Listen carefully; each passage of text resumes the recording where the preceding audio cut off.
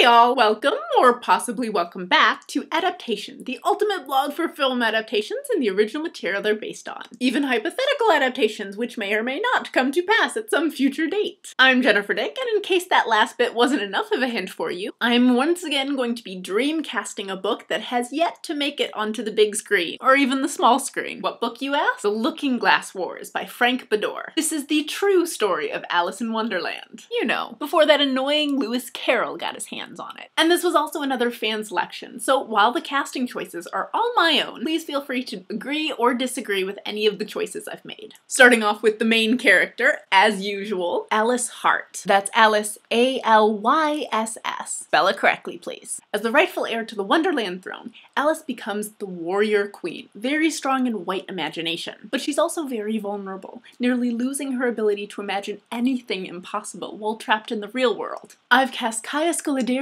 in this role, who you may recognize as Teresa from the Maze Runner film. And if her past acting roles say anything, I think that Kaya Scoladerio could really play off the dual roles of Alice's character. Moving on, the next character I've cast is Idris Elba as Hatter Madigan, for a very similar reason as Alice's casting. He's another one who can combine dual components of the same character. On the one hand, as the royal bodyguard, Hatter Madigan needs to be completely badass. But as the royal bodyguard who believes he's failed in protecting Alice, he also needs to have an underlying sadness to him. Now look at Idris Elba. Tell me he doesn't scream tortured badass to you. And speaking of tortured, I've also chosen Kit Harington to play Dodge Anders, who's Alice's childhood friend and eventual love interest. Dodge is obsessed with getting revenge for his father's death, to the point of ruthlessness in his quest. Now we've seen Kit Harington as Jon Snow in Game of Thrones, so we know that he can play the brooding character while still maintaining that slightly endearing quality. I mean, come on, when Kit's not smiling, he's brooding. He has resting brood face. And the last good guy I've cast is Bibwit Hart, who's Alice's tutor and the quote-unquote White Rabbit character. Who have I selected? Richard Wilson. He did such an amazing job in BBC's Merlin as Gaius, Merlin's guardian and mentor, that I can't help but picture him excelling in this role as well. So yes, I know I'm typecasting here. In fact, I freely admit it. Am I ashamed?